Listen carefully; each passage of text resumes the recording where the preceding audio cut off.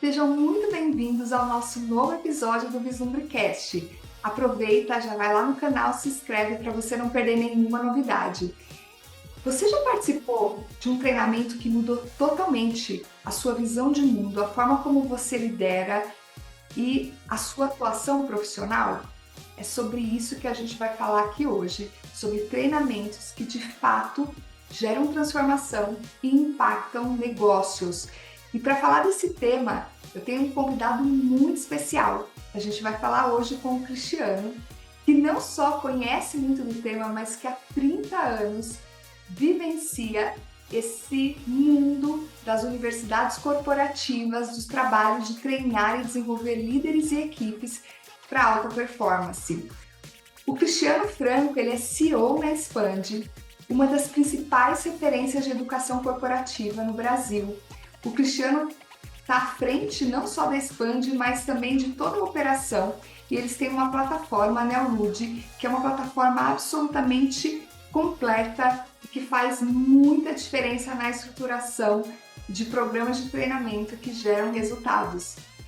O Cristiano também é mentor e trabalha como palestrante, trabalha desenvolvendo líderes, já desenvolveu mais de 10 mil líderes e está nessa carreira há muitos anos.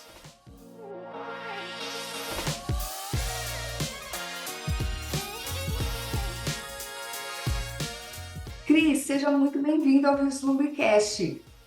Oh, muito obrigado, Pri. Ó, posso te chamar de Pri, né? Pode, pode. Ô, Pri, você sabe que ouvindo você falar sobre mim aqui, 30 anos, ô, gente, como que passa o tempo, né? Me senti já quase que um idosinho aqui da área de educação, mas é mais ou menos isso, viu, Pri? Porque, além de toda essa questão de educação corporativa que a gente vive hoje, eu também fiz parte durante um tempo de educação acadêmica, né? Eu fui professor de pós-graduação e eu tinha o objetivo de formar 1.000 alunos. E na época eu dava aula de e-business. Era tudo que se falava sobre negócios eletrônicos. Na época, para você ter uma ideia, eles estavam iniciando o trabalho do Twitter. E aí eu ensinava o pessoal como é que funcionava o Twitter lá em 2006, quando eu comecei isso, e dei aula até 2010, 2011, até atingir o meu objetivo de ficar quase maluco formando 1.000 pessoas. Não, muito legal, Cris. E conta pra gente, Cris, né, toda essa experiência que você tem, esse repertório rico, quando você pensa nessa trajetória, conta pra gente por que você acha que muitas empresas ainda falham em obter resultados concretos nos seus programas de treinamento? Pri, eu acho que não é um único fator, sabe. Eu acho que as falhas que a gente percebe, cada empresa ou às vezes cada segmento ou cada cultura acaba cometendo um tipo de erro, né, e às vezes até pelo nível de maturidade.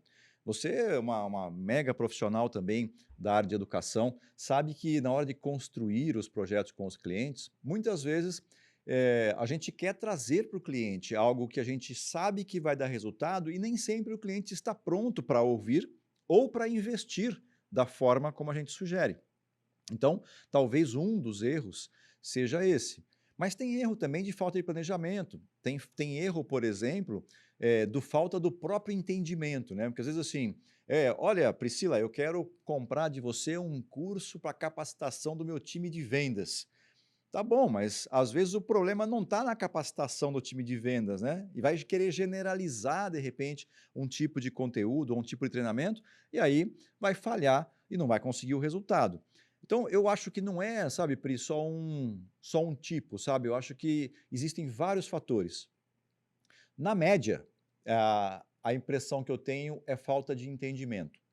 Eu tenho convivido também muito com o pessoal de RH, e eu costumo dizer para o RH, o RH é que nem mãe, não sei se você tem essa visão, mas ele cuida muito dos outros e não cuida dele mesmo, né? Então, o que a gente percebe numa situação dessa? O RH incentiva bastante os times a fazer os seus treinamentos e os seus cursos, mas o próprio RH não se capacita e não se desenvolve. Então fica parado no tempo, né? A gente quer trazer de repente coisas novas e aí a gente vê o RH ou a área de treinamento não correspondendo a isso. Pelo menos um pouco das coisas, né? Um pouco dos motivos pelo qual eu tenho visto. Não sei se é o mesmo que você também sente aí, né? Sim, Cris, acho que são vários motivos que fazem com que uma companhia tenha resultados, né? Ao desenvolver um programa de treinamento, mas o planejamento, uma visão clara de quais resultados essa empresa está buscando com esse programa, eu acho que ainda é uma oportunidade muito grande. Eu ainda recebo muitas empresas procurando temas. Então, puxa, eu quero trabalhar inteligência emocional, ou eu quero trabalhar gestão de eficiência operacional, mas sem uma clareza tão grande de quais resultados de negócio precisam ser impactados. Porque a partir disso, acho que esse é o primeiro passo para que a gente consiga desenhar um programa e acompanhar. Eu vejo também que é muito difícil ainda para o RH ter dados, trabalhar com dados, né? Eu vejo que a maioria das áreas de negócio já estão muito mais evoluídas quando se pensa na gestão por meio de indicadores, por Sim. meio de dados, e o RH ainda está engatinhando nesse sentido. Essa é um pouco da minha percepção. E acho que também é uma oportunidade, muito do nosso papel desse lado de cá, de apoiar essas estruturas para que eles consigam ter essa visão mais estratégica e mais conectada com a efetividade do negócio como um Sim. todo, né, Eles têm que estar Cris? aberto a isso, né. Vou até compartilhar um case com você desse, né. Não vou citar o nome da empresa aqui obviamente por uma questão ética, mas, eles chamaram a Inspend para fazer um programa de capacitação da equipe de vendas, porque, tinha diminuído muito o volume de vendas do iPhone. E aí, poxa, se a equipe de vendas é a mesma, como que uma loja passou a ter uma performance menor se essa equipe já tinha feito um resultado antes? Né? Então a demanda veio, não, nós queremos esse treinamento, pode preparar, nós vamos nos dê a oportunidade de fazer o diagnóstico, pelo menos em uma loja, né, para poder entender melhor. Você sabe qual foi o resultado? Nós percebemos o seguinte, o que aconteceu foi que essa operadora mudou a condição de pagamento para 4 parcelas, o que era feito em 10 antes. E aí, no mesmo shopping, né, e nas mesmas redes ali, você tem magazines como Magazine Luiza, Casas Bahia, entre outros, que continuavam parcelando em 10, 12 vezes. Então as pessoas compravam o iPhone nessas lojas e iam só habilitar na loja da operadora. O problema não era capacitação, né? Então, não adianta, porque numa situação dessa, se a gente permite que o cliente faça esse investimento, ele não vai alcançar o objetivo dele, talvez atribua a gente, inclusive, né, o resultado ou não o resultado, né, porque ele não vai ter resultado numa situação dessa, e na minha opinião, você sabe qual é o treinamento mais caro que existe, Pri? Qual, Cris? Me É aquele conta. que ninguém faz, né? Se você compra um treinamento, você põe lá e o cara fala, meu, eu não preciso, eu sei vender iPhone. Então você não vai ter nenhum objetivo com isso, vai gastar dinheiro, é caro pra caramba e sem resultado nenhum. E na verdade o problema não está na capacitação, entendeu? Exatamente. Acho que esse é um ponto muito relevante, né? Às vezes o treinamento é visto como a última carta para resolver um problema. E não necessariamente o problema, como você bem citou aqui, está na capacitação do time. Os problemas podem ser outros.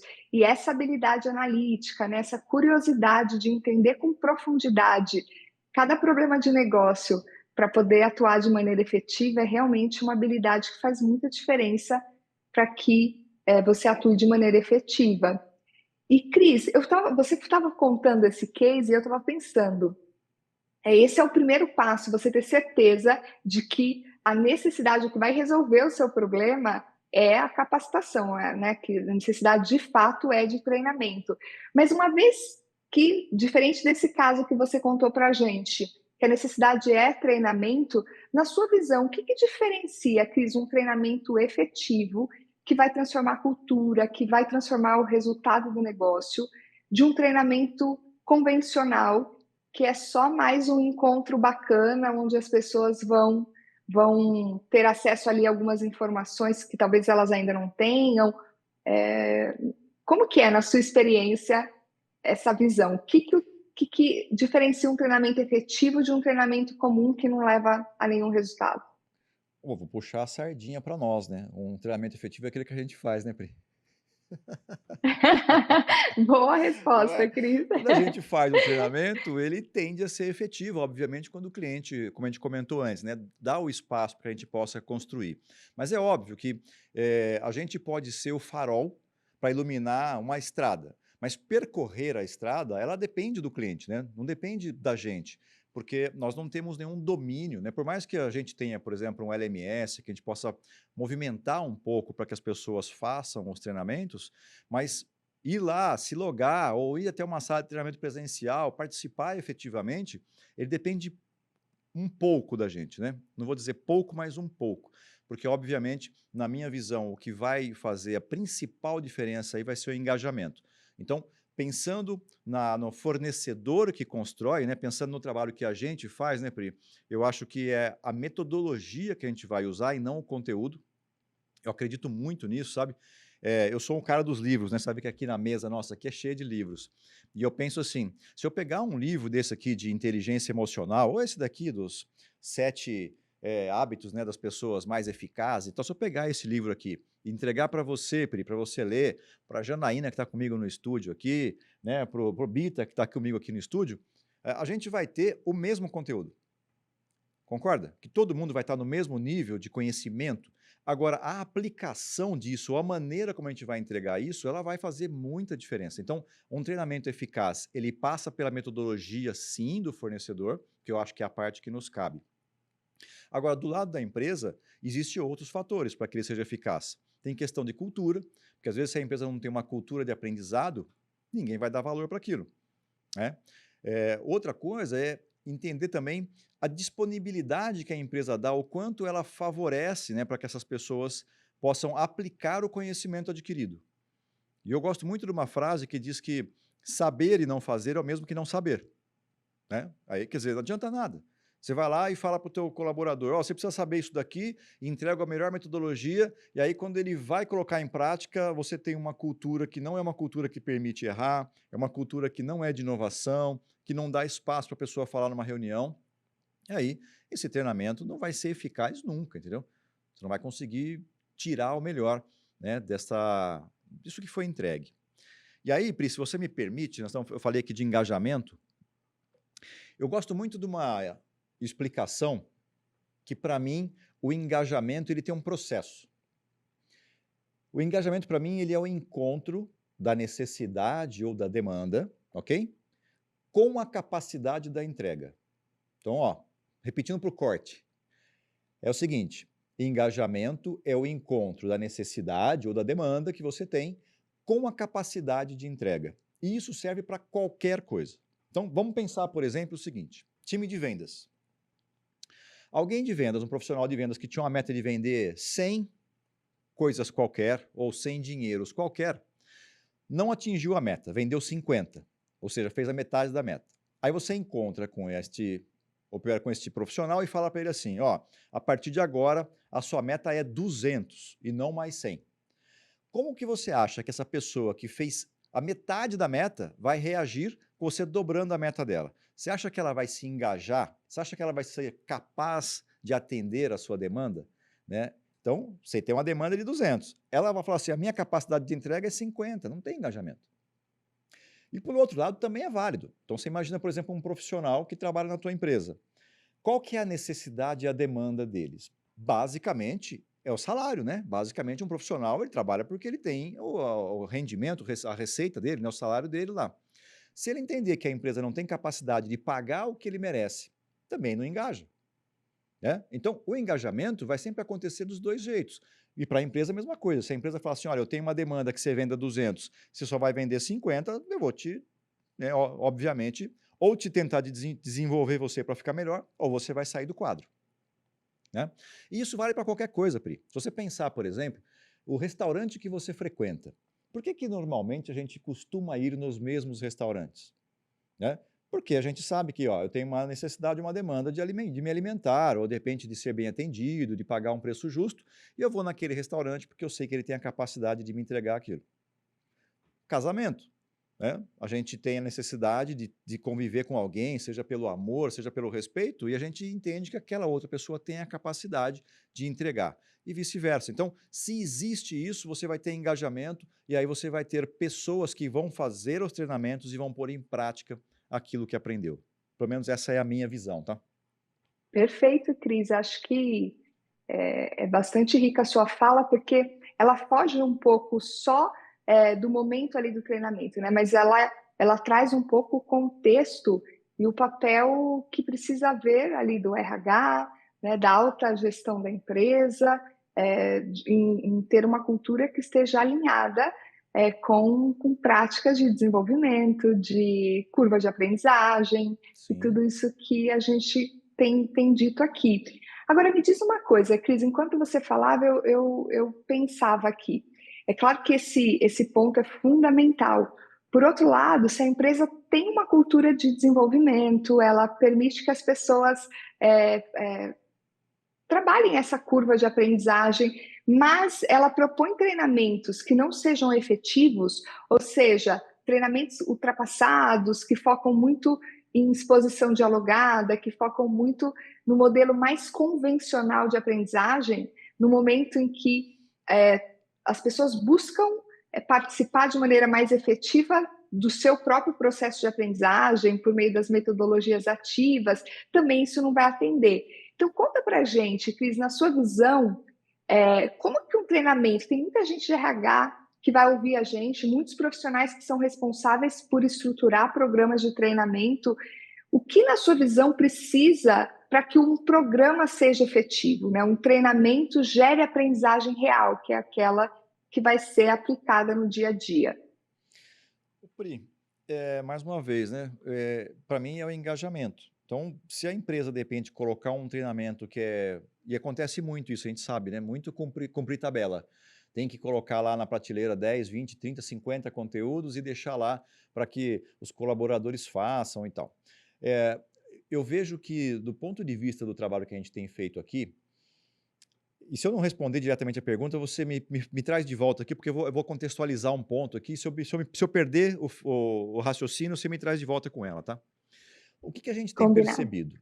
A gente, há uns 2 anos, encontrou com um cientista do MIT que tinha, né, um assessment, que ele vai numa camada onde ele trabalha nas competências, esse assessment, e não na camada de comportamentos. O que eu quero dizer com isso? É comum a gente encontrar pesquisa de clima, trabalho e ambiente, pesquisa como assessment como o DISC, por exemplo, MBTI, trabalha na camada de comportamentos, e a gente entendeu que a gente precisava trabalhar numa camada acima, que é a camada da capacidade ou da habilidade. Por que que a gente entende que isso faz diferença? Você já deve ter feito, Pri, em algum momento, algum DISC, né? Que é muito comum, aliás, talvez seja o mais homologado, né? O mais testado, que ele é desde 1920, existe esse assessment, que ao mesmo tempo em que é positivo, né? Porque você tem muita informação a respeito, também é negativo, porque um assessment tão antigo, com critérios tão antigos, ele acaba rotulando as pessoas, né? Então eu falo assim, olha, a Priscila é alto I com alto S, por exemplo. Só que pensa sempre, você é a CEO da empresa, tá? Independente se você é alto D, se você é alto I, S ou C, tem competências que você precisa desenvolver, independente de qual é o teu perfil comportamental. Então, por isso que a gente trabalhou com esse assessment na camada das capacidades. Então, conheci esse cientista do MIT, me aproximei dele, entendemos o funcionamento e eu fui lá e comprei esse produto dele. Nós fizemos a aquisição, né, de todo o material, toda a pesquisa que ele tinha feito, o sistema, software, tudo, para trazer para as metodologias nossas aqui, né, que virou o nosso InSkill. Né? Tudo aqui na InSpend tem isso de In, né, que é dentro, as competências internas, o Expand, né, que é a maneira como a gente cresce de dentro para fora quando a gente aprende. E por que eu gosto de falar a respeito dessa metodologia e desse produto?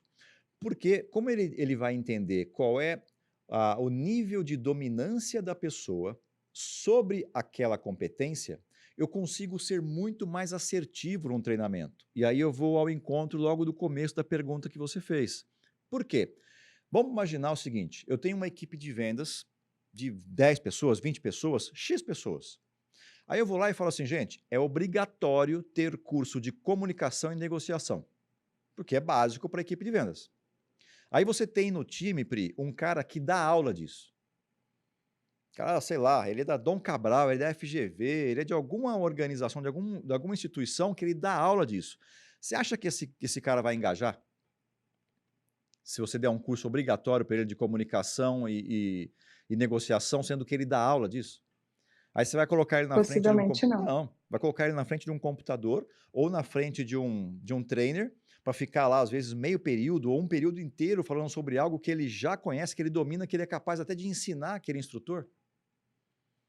Então, eu acho que as empresas, elas acabam, às vezes, precisando de um apoio desse, sabe, de ser mais dirigido. Olha, você, apesar de você ter 10 pessoas na tua área, uma dessas pessoas precisa desse daqui, a outra precisa desse outro aqui. E aí você vai ser mais assertivo no que você tem que entregar de conteúdo, entendeu? Perfeito, Cris. E pensando nessa forma, né, de construir jornadas de aprendizagem mais customizadas, de acordo com o momento de carreira, a senioridade de cada profissional, o histórico profissional dele também, né, os outros skills que ele foi desenvolvendo, é, na sua visão, assim, conta pra gente, Cris, tem algum case para tangibilizar um pouco disso, né? A Expand já construiu um treinamento assim mais customizado, utilizando assessments para entender o momento de carreira e quais skills cada profissional precisa desenvolver? Sim, fizemos sim. Eu vou lembrar de cabeça agora, nesse momento aqui, Pri, de um case para uma grande fabricante de cosméticos, que foi feito para capacitação, né, para toda a força de vendas. E era muita gente. Estou falando de milhares, tá? Milhares, é muita Tá, gente. Então, o assessment, ele foi feito um cruzamento, inclusive, entre o DISC e esse assessment nosso. Então, dentro dessa análise, a gente conseguiu entender que dentro de uma loja, nós criamos uma espécie de DNA ideal. Né? Então, nós pegamos aquelas pessoas que dentro do BI tinha melhor performance e fizemos um cruzamento dessa melhor performance com o perfil comportamental dessa pessoa no DISC e com o perfil dessa pessoa no InSkill. Então, identificamos aquilo e aí nós fizemos o quê? Saímos clonando dentro do LMS, entregando conteúdo personalizado como trilha obrigatória, ou pelo menos chamamos de trilha essencial, para não parecer algo muito forçado, trilha essencial para aquele grupo de pessoas, mas personalizado, entendeu? E aí a gente teve o quê? Uma espécie de clonagem dos perfis de vendedores. E o resultado, não preciso nem te falar, né? Foi realmente um sucesso, melhoria demais, e foi interessante porque nós fizemos depois um trabalho semelhante para um outro grande fabricante de cosméticos no Brasil.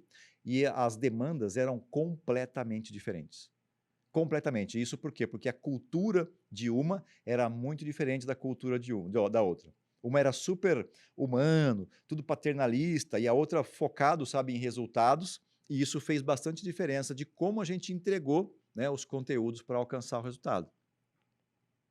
e vocês utilizaram inteligência artificial para fazer esses matches de competências? Como que foi, Cris, essa construção? A entrega da inteligência artificial foi para recomendação dos conteúdos. Então, para facilitar, como o volume de dados era muito grande, então a inteligência fez a análise e ela fez a recomendação do que deveria ser passado, né, para cada colaborador. Porque fazer isso manualmente ia ser impossível, né? Não é que é impossível, mas trabalhoso demais e talvez quando a gente terminasse já estava na hora de fazer tudo de novo, né?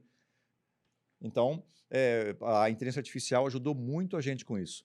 A gente tem feito bastante coisa de IA aqui, viu, Pri? Aqui dentro do LMS, algumas coisas que ajudam, né, muito o RH. Construção do título do curso. Aí você fala assim, mas nossa, para construir o título de um curso é importante? Sim. Imagina assim, Pri, Excel 2016. O que que isso atrai você para entrar num curso desse? Nada. Nada. Agora, quando você coloca isso para inteligência artificial, eu vou usar um exemplo qualquer aqui, né, obviamente que é só para exemplificar mesmo, tá? Eh, como ganhar R$ 100.000 por mês fazendo planilha. Qual que você entraria, nesse ou no Excel 2016? No Na primeira opção que você colocou, Não é? Como ganhar 100 mil certamente. reais, né? Sim, Fazendo planilhas. Então, esse tipo dessa inteligência a gente tem dentro do LMS, ele ajuda na construção do título e na construção da descrição ou sinopse deste conteúdo. do curso. É o primeiro lugar. Depois disso, a gente tem a IA também ajudando na recomendação dos cursos, além, né, daquele processo que eu comentei agora há pouco, que foi baseado no assessment. Dentro do LMS, ele também faz essas recomendações. Além disso, a nossa IA, ela assiste os vídeos do cliente, faz a transcrição automática, aprende aquele conteúdo e serve de tutor para aquele curso baseado no próprio conteúdo. Né? Então ele não vai fugir de buscar alguma coisa lá na internet. Não, ele aprendeu o que é aquele conteúdo e ele traz respostas, que pode ser feito referente a algum conhecimento mesmo, ou poderia ser, por exemplo, imagina num trabalho de onboard de um colaborador, né? Está fazendo ali e quer saber os benefícios. Ele poderia entrar lá e fazer pesquisa. Enfim, a IA aprende tudo que está dentro do nosso LMS, que é o Neolude, e dentro do Neolude ele consegue fazer toda essa análise, entregar dados, entregar relatórios, faz coisas incríveis, né? A gente até tem a nossa corujinha aqui que representa, né, o NEL, que vem de Neolude, é a nossa representação de inteligência artificial. Muito legal, Cris. A inteligência artificial, ela realmente está revolucionando a forma das pessoas aprenderem e a forma das organizações também é, a capacitarem suas equipes de forma muito mais efetiva e gerando um engajamento muito legal. Aí no Faz Canadá, toda a Pri, diferença. o que usa-se mais de inteligência artificial? O ChatGPT ou o Gemini? Então, eu tenho visto muita gente usar o Gemini aqui no Canadá, mas o GPT é uma potência, assim. Eu vejo que Uhum. o Gemini é mais divulgado, a gente vê muito mais na mídia essa divulgação. Mas, conversando com as pessoas, eu ainda acho que o GPT é predominante, assim. Eu acho que deu uma balançada, né, com essas novas tecnologias chinesas, então muita coisa sendo lançada ao mesmo tempo, então as pessoas têm se dividido. Mas o chat GPT, especialmente na parte gráfica, ele tem avançado bastante, que era um, um, uma limitação que ele tinha, e eu vejo que com isso as empresas têm adotado em diversas áreas, não só na área Sim. de desenvolvimento, né, de educação corporativa, mas especialmente em áreas de vendas, em área de inteligência de negócio. Você Então, sabe que o Google fez eu acho. uma ferramenta, que eu não sei se você teve acesso a ela aí, eu não me recordo exatamente, mas acho que é LLM Notebook, uma coisa assim, que é do Google, que é free. Se você chegar e colocar para ele, vamos imaginar que a gente pega esse podcast nosso e a gente submeta para ele a URL desse podcast e fala para ele assim: quero fazer um podcast sobre esse podcast. Ele vai fazer um podcast, Pri. Em minutos, ele te entrega duas pessoas conversando, comentando o que nós falamos aqui. Se a gente entregar um PDF, ele aprende o PDF e ele vai entregar um podcast comentando sobre o PDF. É incrível, incrível, incrível, incrível. As coisas que a IA tem feito eu não sei, aqui eu uso bastante e recomendo muito para o pessoal nosso aqui colocar cada vez mais isso dentro do LMS para que os clientes possam utilizar, de repente ter uma mentoria, né? Um mentor IA dentro Né? da plataforma, porque isso é muito fácil hoje. Alguns clientes eles ficam preocupados, né, de vazar os dados, por exemplo, para a rede, ou de repente da IA dar algum tipo de recomendação que possa fugir um pouco, né, do código de conduta da empresa ou coisa nesse sentido. Hoje em dia isso é muito menos perigoso, né, vamos chamar assim, porque a gente pode submeter o material da empresa, inclusive dizendo quais são os valores, quais são missão e visão da empresa, e com base nisso a IA não foge, a gente deixa ela bem fixa para fazer uma entrega somente sobre o que a empresa gostaria, né? Aí fica muito rico, dá para Sim. fazer muita coisa. Muito rico, Cris. E você comentou que você não só tem usado muito a inteligência artificial, mas também sugerido que seu time também o faça. Além da Neolude, né, usar dentro da plataforma, como vocês têm usado, por exemplo, para criar jornadas de aprendizagem, para tornar mais inteligente o processo, mais inteligente, mais efetivo, mais rápido, o processo de desenvolvimento de programas de treinamento, Cris? E qual vocês têm utilizado aí na Expand? A gente usa bastante o chat GPT aqui para construir roteiros, mas a gente tem um time muito, muito bom, que eu acho que aí faz muita diferença, né, Pri? Assim como você também aí, né, tem um time super competente para poder fazer críticas sobre o roteiro. Porque é a base, né, é a origem para que você possa construir essa jornada, né, para os alunos, né, e fazer alguma coisa de valor. Porque às vezes, se você não fizer um bom prompt, você vai ter respostas muito rasas. Ou você vai ter, por exemplo, um direcionamento para uma linha que não é a linha que você gostaria, né? Pensando, por exemplo, numa empresa que tem uma universidade corporativa, eu entendo que um dos pontos principais de uma universidade corporativa é você preparar um profissional para que ele seja o melhor naquela função para aquela empresa e não para o mercado, né? Eu vou preparar, então, um gerente financeiro na Inspend para ser bom para a Inspend e não para ele ser bom para o mercado. Óbvio, o conhecimento serve de uma maneira ampla, mas, então, dentro desse contexto, se eu não fizer uma boa análise do que foi gerado pela IA, eu acho que existe um grande problema e um grande risco de você se perder nessa construção de jornada, né? E o nosso LMS, a parte mais legal é justamente isso, ele entender o comportamento desse profissional, entender qual é a demanda que a área vai entregar, porque a gente tem uma área onde o gestor pode alimentar do que ele espera, e com base nisso vai construir a jornada com os conteúdos que tem disponível na plataforma, que traz muito mais inteligência, né? É o que a gente chamava há um tempo atrás de LXP, né? Ainda se chama em alguns lugares de LXP, mas eu acho que com a IA isso ficou mais poderoso do que era somente um LXP, entendeu? E aí acho que o ganho é bem maior quando a gente pensa dessa forma. Sim, muito bom. E me diz uma coisa, Cris, a gente falou bastante aqui sobre engajamento, como que a gente engaja os profissionais para que eles participem dos programas de treinamento. Eu queria ouvir um pouco da sua experiência. Quais as suas recomendações para os RHs para que esses profissionais apliquem esse novo conhecimento? Eu tenho ouvido muitos RHs e a dor é sempre essa: as pessoas participam de treinamento, mas a rotina, que é cada vez mais intensa, faz muitas vezes com que as pessoas não apliquem esse conhecimento. Recentemente eu vi um estudo que diz que 4 semanas após você participar de um treinamento, aquilo que você não aplicou, você só vai lembrar de 10%. Há 20 anos atrás, 25 anos atrás, quando eu entrei na área de educação corporativa, eu me lembro claramente de que esse número era 30%. Então, 4 semanas após, você lembrava em média 30% daquilo que você aprendeu.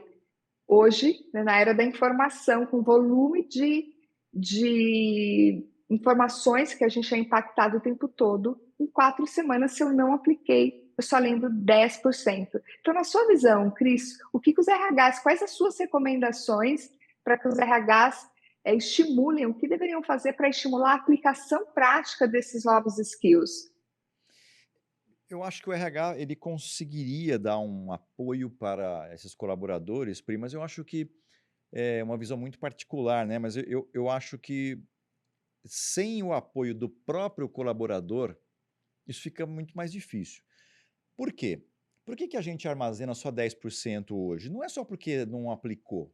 É o consumo de conteúdo diário das pessoas, principalmente as gerações, né, mais recentes, elas passam muito tempo utilizando as redes sociais e o consumo de informação e de conteúdo é gigantesco, inclusive de desinformação, né?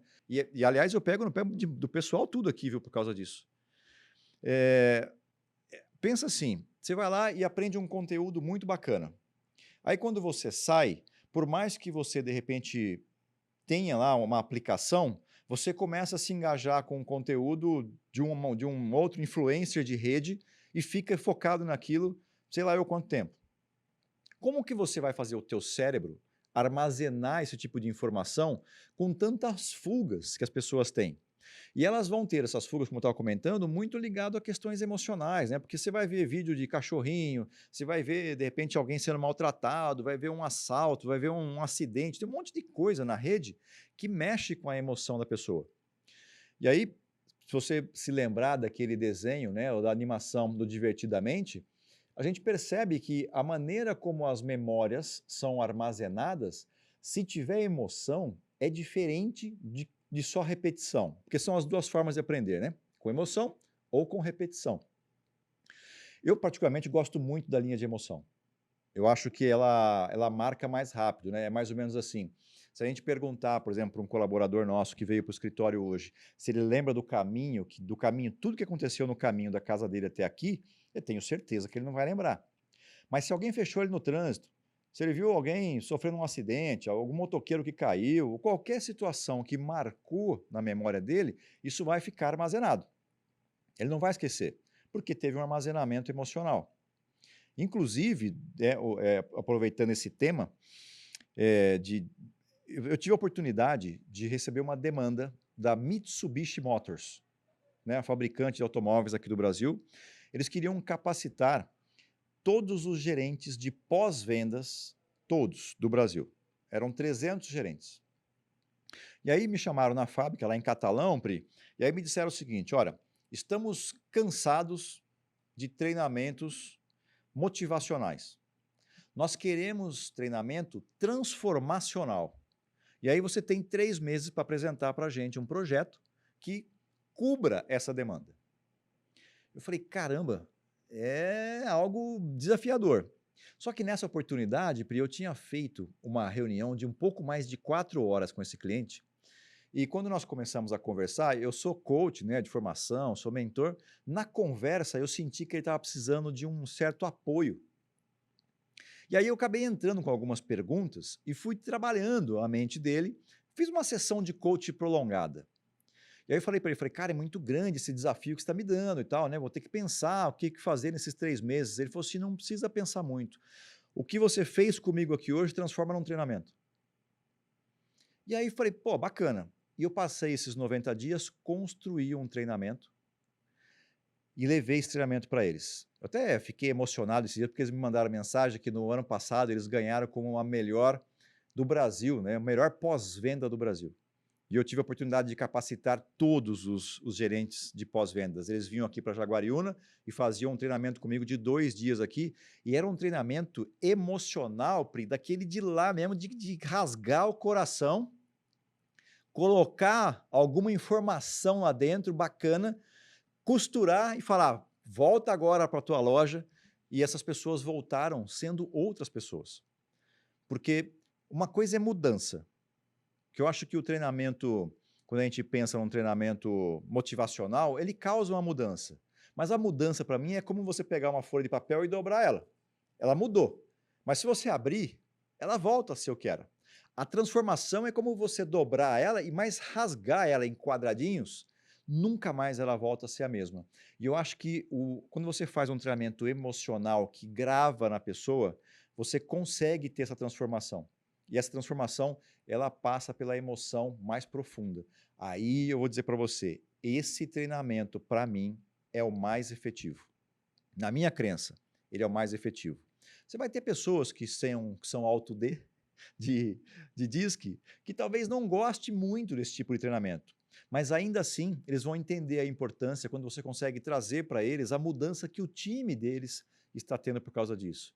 Né? Eu acho que muda a maneira de enxergar tudo e, na minha visão, não tem dinheiro que pague isso para os dois, sabe? Para a gente que está dando treinamento, porque eu fiz questão de eu mesmo dar esse treinamento. Aliás, a Mitsubishi falou assim, qual o tamanho da sua agenda? Eu falei, eu sou capaz de fazer, porque eu sou CEO aqui, não posso ficar fora, né? Eu falei, eu sou capaz de fazer uma turma por mês. Ele falou assim, então eu quero todas as turmas que você puder para que a gente possa fazer esse trabalho. E aí eu fiquei exclusivo praticamente deles, né, dando um treinamento. Não foi exclusivo, porque eu atendi também o Santuário de Aparecida, que foi outra experiência muito bacana, com um treinamento emocional também, baseado em inteligência emocional, mas para transformação da liderança. É infalível, Pri. Infalível. Bem preparado, é infalível.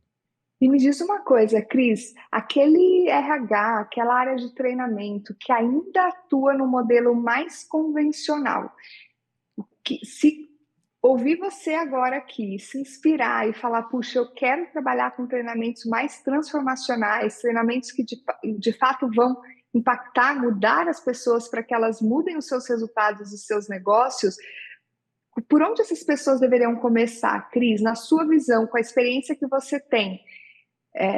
Quais são as principais dificuldades que elas teriam para implementar um programa assim? Por onde elas começam?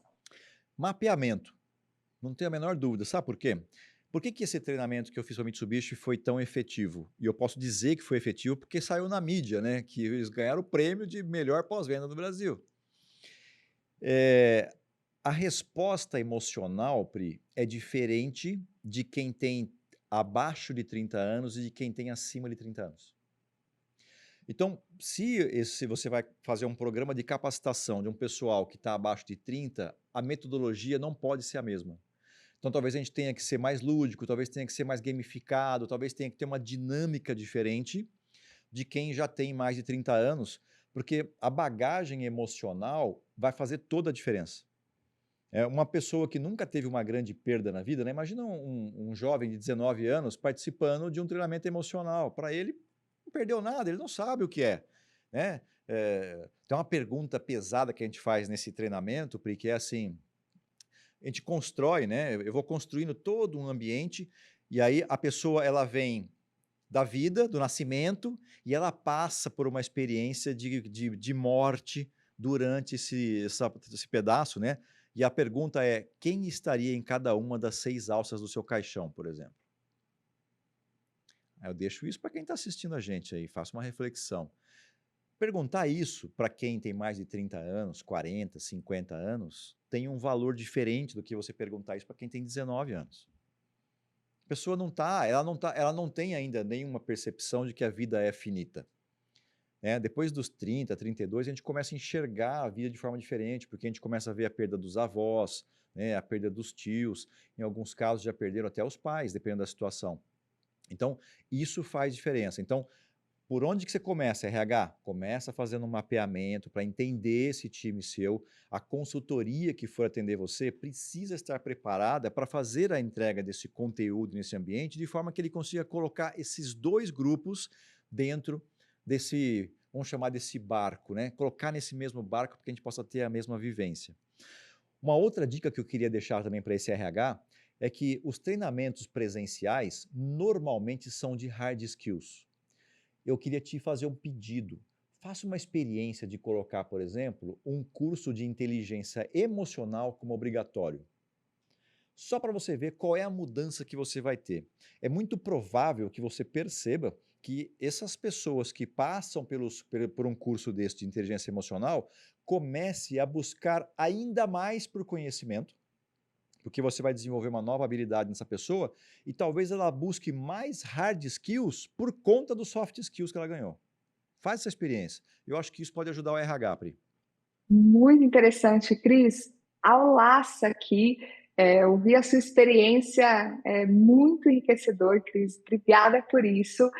E eu queria abrir aqui um espaço para que você pudesse dar uma palavra final para quem está ouvindo a gente, sobre como produzir treinamentos efetivos, como ter uma área de educação corporativa que de fato faça jus à importância que ela tem. Perfeito. Gente, meu pedido para você é o seguinte: qual é o core da sua empresa? Se o core da sua empresa é, como a gente tem aqui, mineradora, se o core da sua empresa é fabricar celular, se o core da sua empresa é vender celular, o seu core não é fazer treinamento. Traga junto com você bons parceiros, porque esses bons parceiros vão fazer com que o seu investimento efetivamente faça valer a pena. A gente sabe que é difícil medir ROI de treinamento, né? A gente fala muito disso, tem muitas palestras, muitos treinamentos sobre isso, mas quando você tem um objetivo, o seu objetivo, por exemplo, é diminuir acidente de trabalho, diminuir, por exemplo, erro de processo de lançamento em alguma coisa no sistema, ou você quer melhorar a venda, atribua então, junto com o teu parceiro que vai trabalhar essa capacitação, algumas metas. Né? Olha, eu quero melhorar 10% sobre meu volume de vendas. Ó, eu quero melhorar X%. Porque aí você faz valer o investimento que você fez no treinamento e vai com isso também dar valor para esse parceiro que é quem está do seu lado construindo esse conteúdo. E olhe para os parceiros que não te empurre simplesmente o conteúdo. São parceiros que te dão sentido para aquele treinamento que você vai aplicar. E lembra do que eu falei agora há pouco. Engajamento é o encontro da necessidade com a capacidade de entrega. As pessoas só vão estar engajadas com você se ela entender que a necessidade sua, ela tem condição de atender e vice-versa. Se a minha demanda como colaborador é ganhar mais, eu vou me engajar com você se entender que o conteúdo que você está me entregando faz sentido para eu ganhar mais. Lembre-se, mesmo quem é dono de empresa, como é o meu caso, como é o caso da Pri, eu garanto para você que nem eu e nem a Pri acordamos hoje de manhã e fizemos assim, ó, que vontade de dar lucro para a empresa, nenhum de nós. Por quê? Como pessoa, nós temos o nosso propósito. Só que eu só vou alcançar o meu propósito pessoal através do propósito da empresa. E é isso que vai fazer a diferença para ter esse engajamento. Cris, que honra ter você aqui no Vislumbrecast. Que delícia te ouvir, ouvir a sua experiência, ouvir o trabalho lindo que a Expand faz.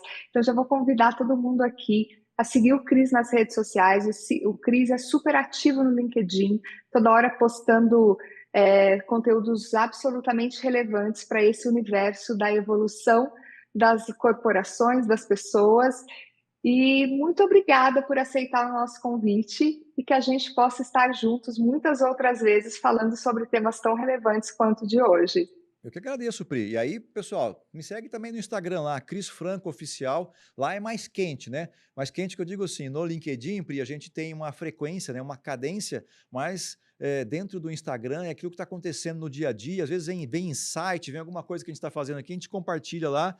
Só que, obviamente, né, Pri, a gente coloca isso no Stories, 24 horas depois acaba. Então é importante que você esteja seguindo ali para ficar quente a informação, porque a gente acumula esse conhecimento para depois transformar isso em alguma entrega para cliente, mas aquele que segue a gente sempre acaba ganhando algo mais, porque pega quente o insight que a gente trouxe. Muito bom, excelente. Então sigam o Cris também no Instagram e sigam a Expand também.